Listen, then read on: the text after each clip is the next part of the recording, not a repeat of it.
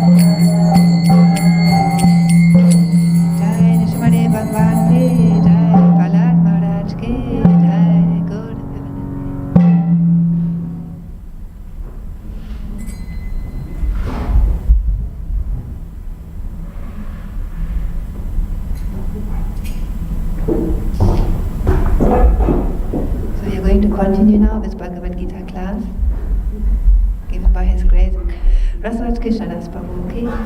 Yeah.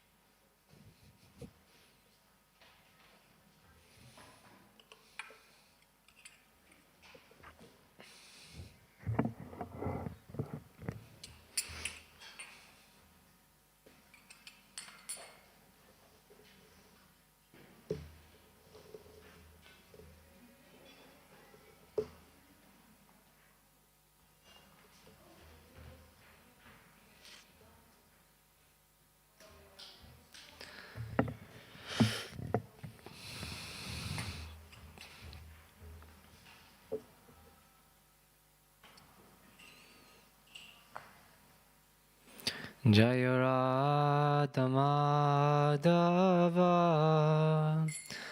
Kunja Bihari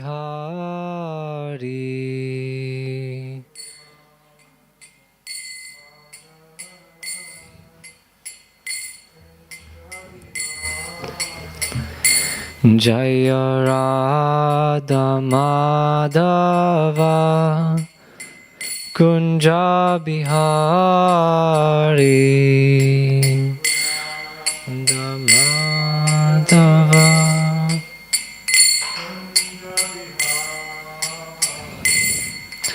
Gopi Janavalabha Girivardhari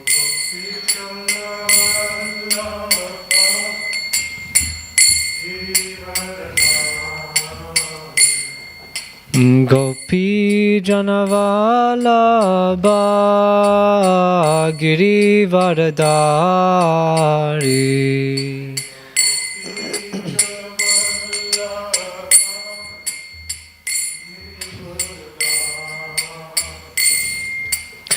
Yashodanandana Braja Janaranjana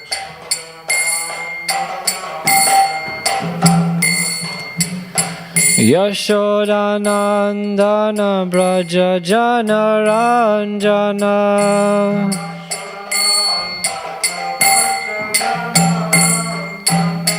Yamuna Tiravanajari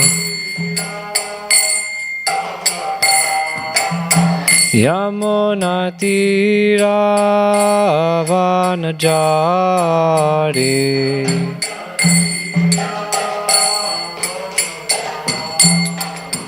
Jaya Radha Madhava Kunja Vihari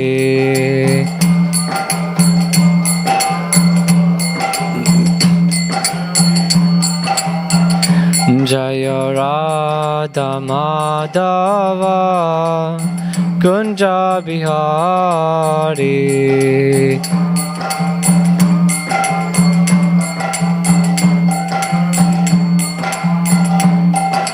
Gopi Janavalabha Girivardhari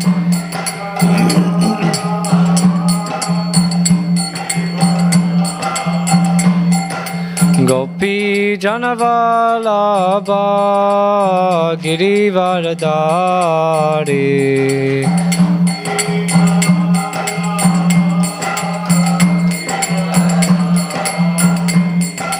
Yashodanandana Braja Janaranjana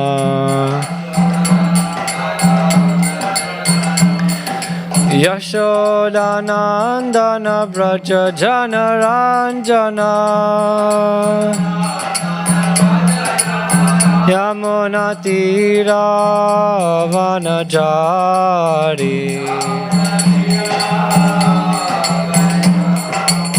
Yamuna Tiravanajari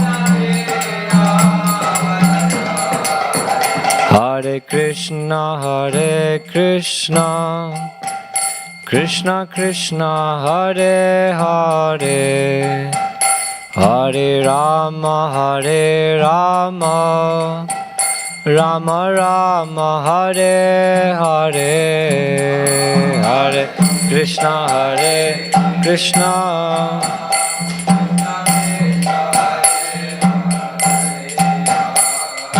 Rama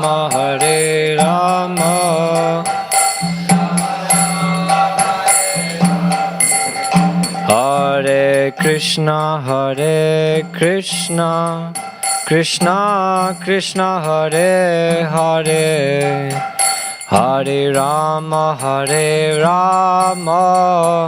Rama Rama Hare Hare Hare Krishna Krishna Krishna Hare Hare Rama Rama Hare Hare Hare Krishna Krishna Krishna Hare Hare Hare Rama Rama Rama Hare Hare Hare Krishna Krishna Hare Hare Hare Rama Rama Rama Hare Hare Jaya Radha Gokula Nanda Radhe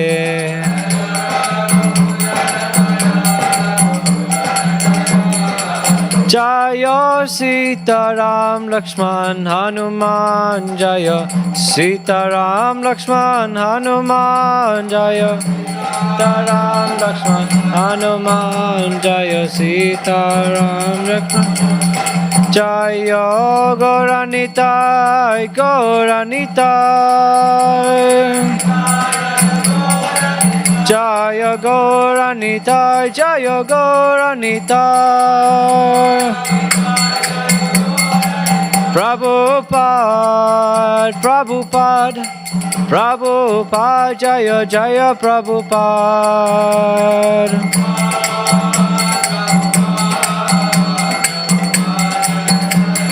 Jaya Jaya Prabhupada Prabhupada Prabhupada Jaya Jaya Prabhupada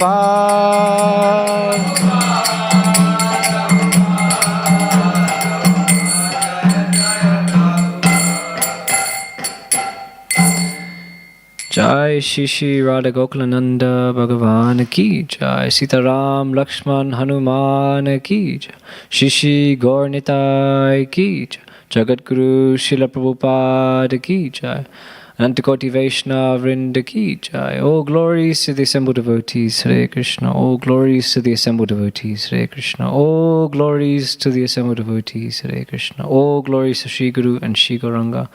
All glories to Srila Prabhupada.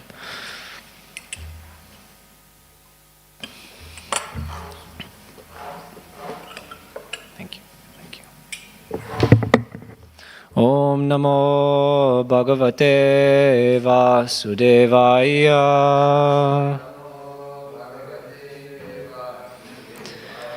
Om Namo Bhagavate Vasudevaya.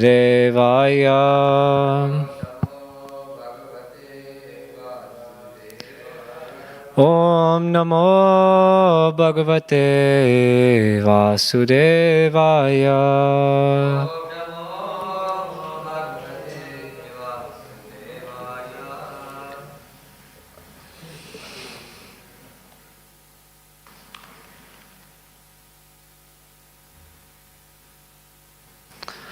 Jai Hare Krishna, everyone. So we're reading from Srimad Bhagavad Gita today, chapter 3, verse, if I'm not wrong, 18. Let's just check here.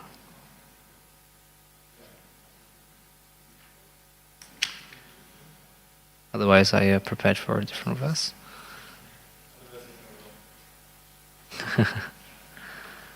Yes, so verse 18. Good. And the title of the chapter is Karma Yoga. So we'll just go line by line, Sanskrit. Naiva tasya krite narto na krite neha kaschana na chasya sarva bhuteshu kaschid artha vyapashrayah naiva tasya krite narto na krite neha kaschana na chasya sarva bhuteshu kaschit artha vyapashraya naiva tasya krite narto na krite neha kaschana na chasya sarva bhuteshu kaschit artha vyapashraya. Prabhus? Naiva tasya krite narto na krite neha kaschana na chasya sarva bhuteshu na chasya artha vyapashraya. Naiva tasya krite narto na krite teta kaschana Nachasya sarva bhuteshu kaschid artha vyapashraya naiva tasya krite narto nakrite neha kaschana nakachasya sarva bhuteshu kaschid artha vyapashraya. Na, never. Eva, certainly. Tasya, his. Kritena, by discharge of duty. Artha, purpose. Na, no. Akritena, without discharge of duty. Iha, in this world. Kaschana, whatever. Na, never. Cha, and. Asya, of him. Sarvabhuteshu, among all living beings. Kaschit, any. Artha, purpose. Vyapashrayaha, taking shelter of. Translation and purport by His Divine Grace, Abhicharananda Vrindam Bhaktivedanta Swami Srila Prabhupada Ki. Translation. A self-realized man has no purpose to fulfill in the discharge of his prescribed duties, nor has he any reason not to perform such work, nor has he any need to depend on any other living being. Purport by Srila Prabhupada. A self-realized man is no longer obliged to perform any prescribed duty, save and accept activities in Krishna consciousness. Krishna consciousness is not inactivity either, as will be explained in the following verses. A Krishna conscious man does not take shelter of any person, man or demigod. Whatever he does in Krishna consciousness is sufficient in the discharge of his obligation.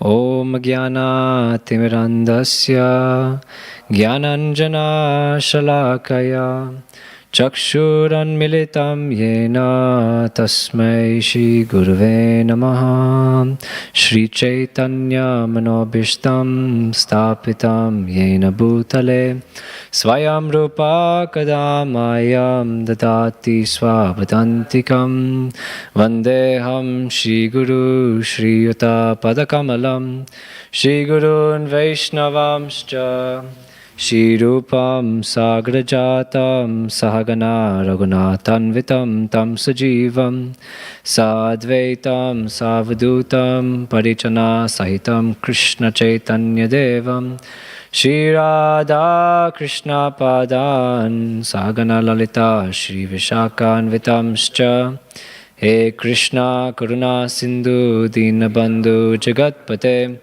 Gopesha Gopika Kanta Radha Kanta Namostute Tapta Kanchana Gaurangi Radhe Vrindavaneshwari Vrishabhanu Sute Devi Pranamami Hari Priye Vancha Kalpatarubhyascha Kripa Sindhu Behevacha Patitanam Pavanebhyo Vaishnavebhyo Namo Namaha Namo Om Vishnu Padaya Krishna Prastaya Bhutale Srimate Bhaktivedanta Swami Niti Namine Namaste Saraswate Deve Gauravani Pracharine Nirvishesha Shunyavadi Paschatta Deshatarine Jai Shri Krishna Chaitanya Prabhu Nityananda Shri Advaita Gadadara Shrivasati Gaura Bhakta Vrinda Hare Krishna Krishna Krishna Hare Hare Hare Rama Rama Rama Hare Hare. Jagat Guru Srila Prabhupada Ki Jai.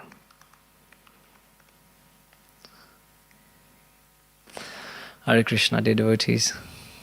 Thank you for allowing me to present a verse on Bhagavad Gita today. And thank you for also attending, especially the seniors here. I'm very, very grateful. And to everyone else there that they're attending the session. I hope to give something of value to benefit our spiritual life in general, to glorify Krishna and the devotees, and to purify myself also. So I humbly ask for blessings, and also blessings from the devotees online watching, and their prayers that I can please the devotees and Srila Prabhupada. So, thank you. Thank you. So, verse 18 of chapter 3,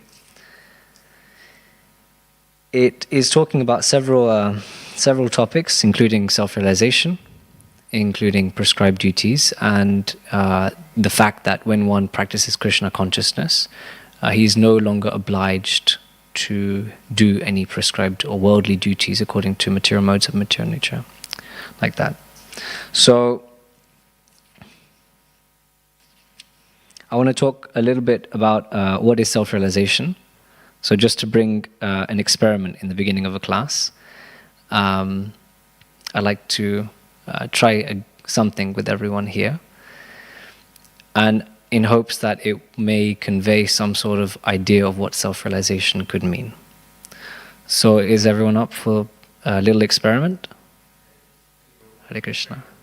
So if everyone could point to their left hand. Okay, so that it works. Okay, so everyone point to their right knee. Okay, everyone point to their left knee. Like that. Okay, so that it works. So if I ask, where are you in the body, where will you point individually? Could I have some suggestions? Where would you point? Okay, so Ashish Prabhu, of those who can't see, he's doing this. He's everywhere. Srinivas Prabhu is doing this towards his heart. Everyone else, any heart? So for Bhadal Baladev Prabhu is somewhere here as well. Yeah? For Mohan Prabhu is at the back of the head.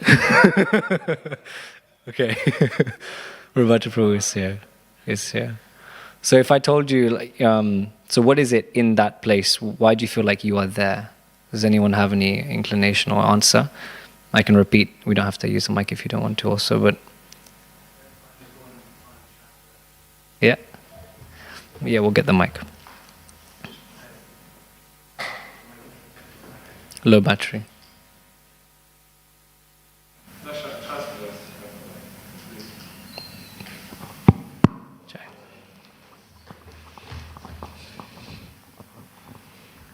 I'm just yes. My answer is based on Shastra, what I've read in the Bhagavad Gita. Is that the in the heart?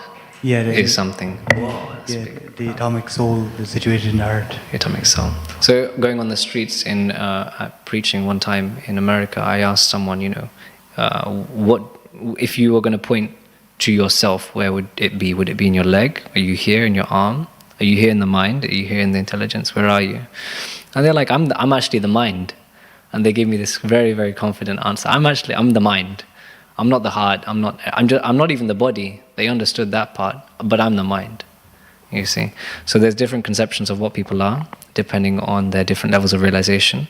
But as devotees sitting in front of me, we all know that we are somewhere located inside the heart. And right next to that, that spirit soul that we are is the Paramatma, the Supreme Personality of Godhead. So just an experiment to identify that self-realization means to be aware of where we are, or aware of who we are, not aware, not false ego, or not covered realization of maybe I'm this mind, I'm this body, I'm this intelligence. So we can do this with other on our preaching as well. We can ask people where they think they are in the body. And even if they think that they're the heart, okay, fine, what if I do a heart transplant and now the heart goes on this table? Are you on the table or are you still in the body? So what did they answer? You could see. Prabhupada said the soul gets transported to the other heart. Heart transplant is there. Yeah, so in a heart transplant, a devotee asked Srila Prabhupada, and Srila Prabhupada said the soul accepts the new heart, like that. A lot of... So, not identifying with the body, mind, material elements, designations. I am this color. I am. We have so many designations, but we'll get to that also. So, what is Srila Prabhupada saying in the purport? He is describing who a self-realized man is, what he thinks, what his duty is as well, that he has no obligation because of his self-realization. He knows the truth and how to utilize his knowledge in the right way. He's also describing that only in Krishna consciousness can we be freed from worldly duty. Otherwise, if we're not in Krishna consciousness, we still have to purify our desires by going through material modes of nature, varnashram, following karma kanda, and the yoga ladder that we're learning in Bhakti Shastri. And also, he's not a servant, the self-realized person is not a servant of anyone anymore apart from the Supreme Personality of Godhead. Only he's the servant of Krishna. And also that Krishna consciousness is not inactivity. But we may come to that later also, if you have time. So Srila Prabhupada's mood is, in this purport I understood that he puts Krishna consciousness, if I'm reading this for the first time, Krishna consciousness seems like the solution to all material problems, solution for everything. In every purport of Bhagavad Gita, Srimad Bhagavatam, Chaitanya Charitamrita, Krishna consciousness is the word that is talked about so heavily, that is preached about, that is emphasized, Krishna consciousness. To every one of the problems in the material world, Krishna consciousness is the solution. Now, Krishna consciousness obviously means aware or conscious of Krishna. And he talks about in the purport, 318, where are you?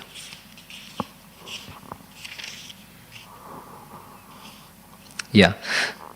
Save and accept activities in Krishna consciousness. That Krishna consciousness activities are above dharma, above worldly duties, above varnashram. It's the highest activity, although it may seem like inactivity.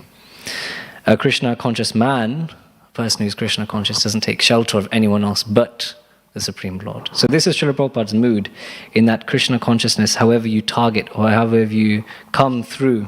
Sorry. I have to get Mahatrays. Hare Krishna. However you look at Krishna consciousness in any way, duty, materially, spiritually, out of happiness, what is the scientifically even, culturally, artistically, however you look at Krishna consciousness, it is the highest. And His Holiness Bhakti-Charya Swami also mentions that however you look at Krishna consciousness, whatever angle you come in and take and compare anything with Krishna consciousness is the highest. It carries all the other dharmas, all the other religions, all the other benefits of every other religion in the process of Krishna consciousness. And we can feel that every day. Dancing, singing, feasting, meditation, ahimsa, non-violence, love of God, service to God, and so on. So in this specific verse, Krishna is speaking to Arjuna on the battlefield about action, karma, action and inaction. What is action? And he's also describing what is swadharma and what is sanatana dharma. Swadharma means worldly, material duties based on the psychophysical nature of one's material modes that they've been given. And sanatana dharma is the eternal function of the eternal living soul in connection with the eternal Supreme Lord in the eternal abode. So this is getting onto the topic of what is duty, how can you define material duty and spiritual duty, and what is your actual duty, Arjuna. Depending on your realization, I will talk to you like that. I will describe it depending on your realization, and I'll help you slowly from step to step to step. So, as mentioned, I want to just briefly touch on what is self-realization, what is prescribed duties, and why Krishna consciousness fulfills all duties. These are three main questions I'd like to answer today, as they are questions in my mind when I read the purport. So, what is not self-realization? So Janakinath Prabhu in his in one of the courses that I explore course, if anyone's been to that, he explains identity crisis. We have so many identities. You ask any person on the street, in America and anywhere, who are you? And after even a little hesitation, they start to describe, I'm this year-old, I'm this color, I'm from this place, my name is this, my culture, my background, everything. You can name about 20 different designations. But they're all temporary. And Janakinath Prabhu says that what is an identity cannot be changed. You can change your name in the government or box nowadays. You can change your religion. You can change all these things. So identity cannot be changed. Is the main point.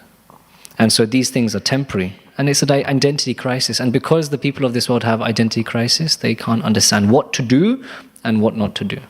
And there's a lovely story in this connection Param Mukunda Prabhu gives in Bhakti Shastri class, is that he went to one of these house programs, and he for all the residents, for all those participants in that sangha, he bought plates for everyone, and on these plates he put a yellow substance.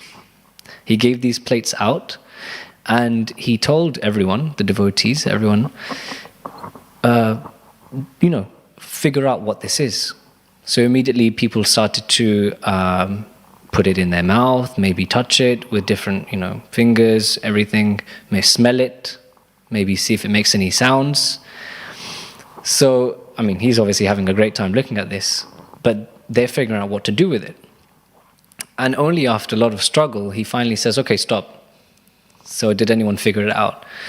And so he came to the conclusion that, they're kind of just a bit angry. What is he trying to do with this kind of experiment? And he says, this is actually a shower gel.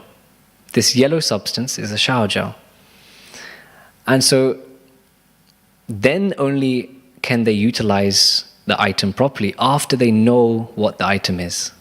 Then they can start applying it on their body and washing their hands. But before that, they were licking and smelling and feeling and all sorts of different things. So once you know what your identity is, once you have the knowledge of something, only then can you utilize it in its proper purpose. But before you know what the substance is, who are you, you can't do anything. You're like that person trying to figure out what the yellow substance is on the plate. So like that.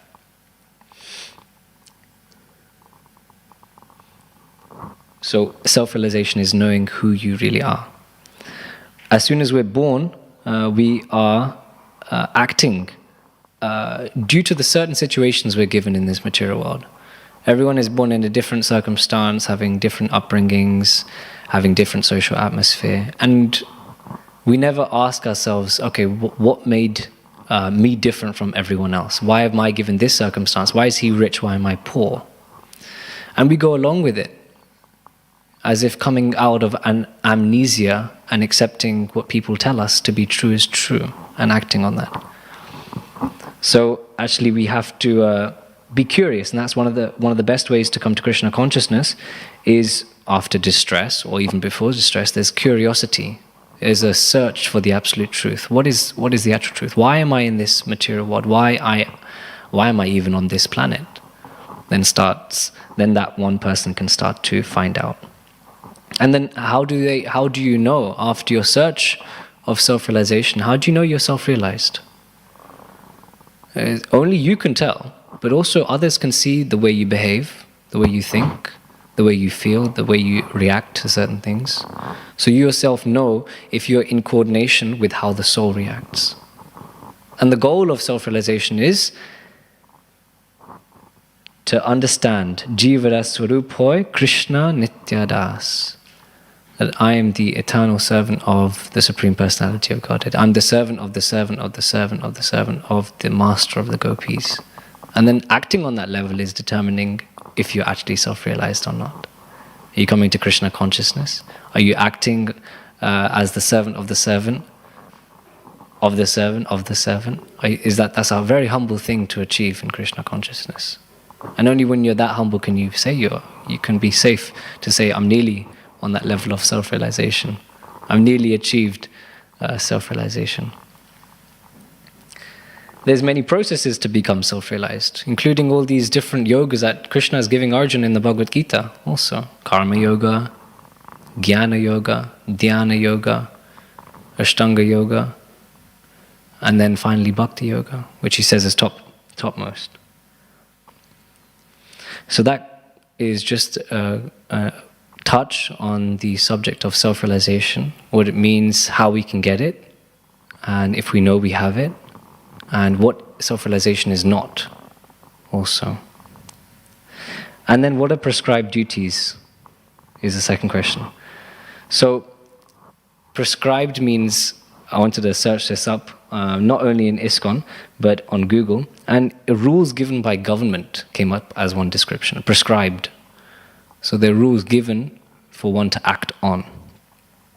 On a higher sense, it means varnashram, that you are acting according to the material modes of nature that you're given. And in a higher sense, it is religion. For example, different religions give different prescribed duties. You check the Quran, you check the Bhagavad Gita, you check the Bible. There's 10 commandments in the Bible. So those 10 commandments, you could say, they're prescribed duties. And then devotional service. So Srila Prabhupada says in the purport that save and accept devotional service only, everything apart from, actually just Krishna consciousness, save and accept Krishna consciousness. That is the only duty one must perform.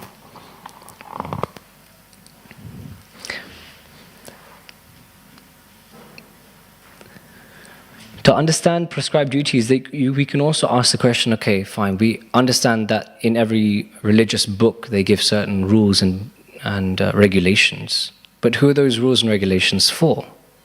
So in the purport we can understand that these rules and regulations materialistically cannot be applied to a self-realized person. You don't need to tell a self-realized person, don't kill animals, for example. Because a self-realized person is pandita samadarshana.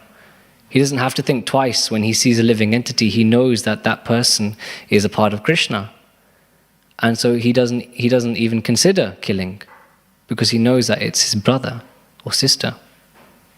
So you don't need to tell a self-realized person or even a devotee to perform prescribed duties. You don't need to tell a devotee to not drink alcohol, to not eat meat. It's innate in their nature because they are at a certain point of self-realization already. They know the absolute truth. They've come to a point of realization.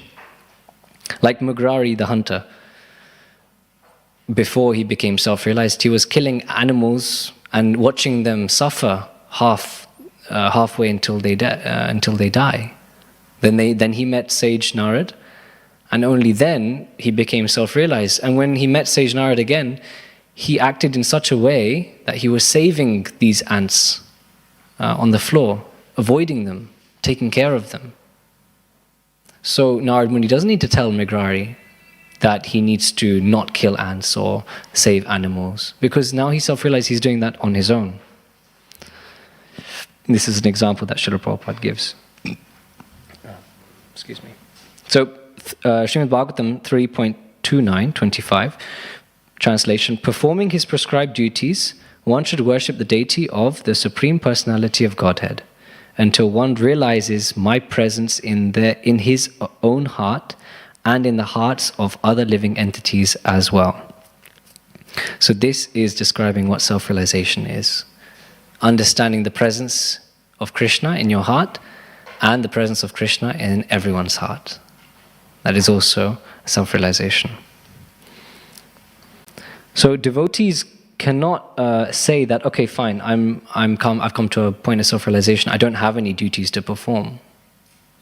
In Krishna consciousness, we learn so many duties are there for us. Rise early in the morning, attend Mangalarti, chant 16 rounds. These are all prescribed by Srila Prabhupada on a transcendental level, however. But it doesn't mean that one necessarily has an excuse, oh, I don't have to perform any duties because now I'm lazy. Lord Ram, Lord Krishna, Janak Maharaj even, when he came down, when these personalities came down, like Krishna, he went to school. He took a spiritual master. He worshipped Lord Balaram as an older brother. Lord Ram is Maryada Purushottam. He is the perfect grihast, householder. He upholds dharma by example. He doesn't need to follow prescribed duties. And Krishna says, even though I have no duty to perform, I still follow these rules because I need to teach and show others how to live. So what are Krishna consciousness duties? They are Shravanam, Kirtanam, Vishnu, Smaranam, Padasevanam, Archanam, Vandanam, Dhyasyam, Sakyam, Atmanivedanam. Hearing, chanting, remembering the Lord's names, forms, qualities, pastimes, paraphernalia. Serving the devotees, serving Krishna's lotus feet, worshipping the Lord, remembering the Lord, thinking of the Lord as one's best friend, and so on. So then it comes to the point, okay, then how then is Krishna consciousness and doing all these activities, how is it relieving us of all the obligations and material prescribed duties? How by Krishna consciousness are we being relieved of all obligations? So Srila Prabhupada in this connection gives the analogy of watering the root of the tree. So as soon as, if for example you have a plant or a tree and you decide to water the leaves and the branches and the twigs, this could be compared to worshipping the demigods, for example, or performing one's prescribed duties, as mentioned. But these obligations, like watering the tree and watering the leaves and the branches, everything can be solved just by watering the roots of that tree. So Krishna consciousness, what happens is when we serve the owner of a huge company, all the workers are also pleased because now their boss is also pleased. So similarly, when we worship Krishna, everyone becomes pleased and we have no longer any obligation. Because everyone is a part and parcel of Krishna, and everyone is serving Krishna, when we serve Krishna and when we please Him, we simultaneously and naturally are able to please everyone. We have so many obligations on a material level to government. They're providing us water, shopping facility, electricity. We are obliged to our parents. They took up so much suffering allowing us to be born. That's why we perform Shraddha also, to offer the rites to the forefathers. We are obliged. We're obliged to living entities like lawyers and doctors. As soon as they give us some service, we're obliged to pay them. There's an obligation at every step in the material world. There's no mercy. It's not like, oh, you don't have to pay. No, you have to pay. You're obliged to pay because I've done this for you. So in a higher sense, we are also obliged to cows. We drink their milk. And unfortunately, in the material world, even though the obligation is there, they're slaughtering the cows. They're slaughtering their mother. They're opening up all these houses. We're obliged to the sun. If we don't pay our electricity bills, what happens to us? After some time, government comes to us and takes that electricity away. But we are getting light, energy, and sunlight all day. Or if you're in Hawaii, you're getting it all day. In UK, it's kind of terrible. But you're getting it quite a lot. The sun is here, shining its light for all of us. We are therefore also obliged to the sun for the light that it brings us, for the energy it gives to the living beings. And the Vedas also say that we're obliged to this. We're obliged to the moon. Krishna says, I'm the moon because I supply the juice to all vegetables. If the moon wasn't there, there would be no life in the vegetables. There would be no taste. There would be no nutrition for the human being. So we're obliged to the moon, but what do? We neglect all these obligations. We're obliged to err. Great sages like Vyasadeva and the sages of Naimisharanya, which did huge sacrifices for the fallen people of Kali Yuga. They sat around and they deliberated so long that Kali Yuga people are going to have a horrible time. And so they sat around, did this huge sacrifice. Many, many great sages do huge sacrifices for the benefit of us. We don't know. So in this way, we have so many obligations, but just by becoming Krishna consciousness, just by becoming devotees, we are relieved. And there's a lovely verse, just to finish this off. Devarshi bhutapta nrinam pritrinam nayam kinkara rinicharajan sarvatmanaya sharanam sharanyam gato mukundam parihritya kartam. Srimad Bhagavatam 11.5.41. O King, one who has given up all material duties and taken full shelter of the lotus feet of Mukunda, who offers shelter to all, is not indebted to the demigods, great sages, ordinary living beings, relatives, friends, mankind, or even one's forefathers who have passed away. Since all such classes of living entities are part and parcel of the Supreme Lord, one who has surrendered to the Lord's service has no need to serve such persons separately. So just by chanting Hare Krishna, Krishna Krishna, Hare Hare, Hare Rama, Rama Rama, Hare Hare, we are free from all obligations of this material world. And we are free to go back to home, back to Godhead, peacefully performing Sankirtan Yagya. Srimad Bhagavad Gita ki jai. So if there's any comments or questions, I'll take them now. Otherwise, we can also...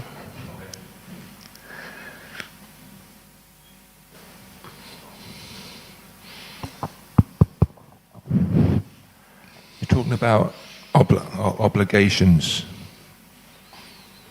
So it says in the Nectar of Devotion, you know, the 64 angas of bhakti. So the first 5 are the most important, it says. So one of them is taking shelter and taking an initiation of a spiritual master. So that's one of the obligations, is to surrender to a bona fide spiritual master. And that spiritual master is self-realized. And so if we hear from that self-realized spiritual master, we can become, if we hear with submissive hearing, we can become self-realized. And this is the duty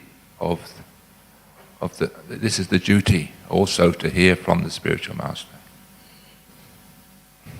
Thank you.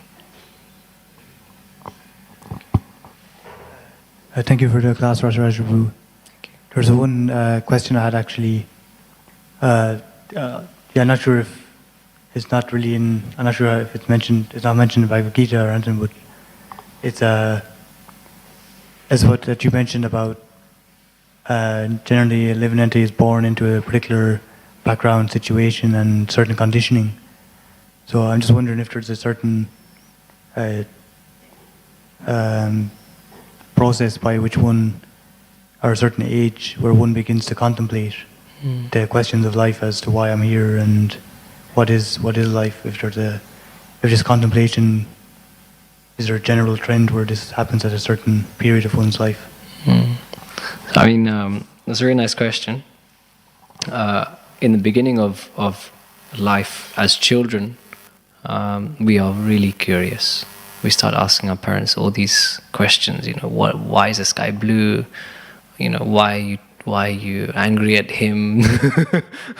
Why are they shouting so loud? Why do I have to eat spinach? Why do I have to eat carrot? So many questions. What is that? What is this? You know, what does this do? So in the beginning of our childhood, we're actually so curious. And later on, that curiosity does leave because of responsibilities getting put on, social anxiety of following certain regulations that the environment is giving us, pressure from parents and things like this. We have to leave home and become our own man and things like this. We lose that curiosity in the aim of becoming, a person in the eyes of society. But in Bhakti Shastri, this question was also asked, and Paramakurna Prabhu, I believe, answered this question is that it is only by the grace of Krishna that if you have sufficient punya, and at a certain time Krishna can see your level of curiosity, and only by him can he, through Paramatma,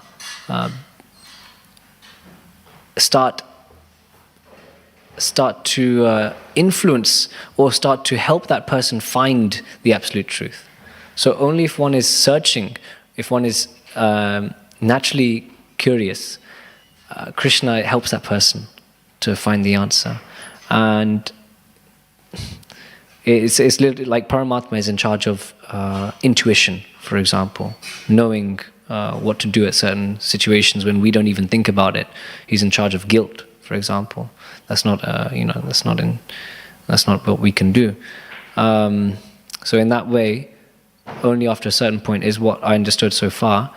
Paramatma starts to help us after he realizes that we're actually curious, after he realizes we're actually genuine in trying to find something. But otherwise, it's only by his mercy we can start asking these questions, actually. It's interesting, isn't it? As far as my understanding goes, please forgive me. Thank you very much. Thank you. So we'll end here. Srimad Bhagavad Gita ki jai. His Grace Rasaraj Krishna Prabhu ki. Jai Ananta Koti Vaishnava Vrinda ki jai. Srila Prabhupada ki jai.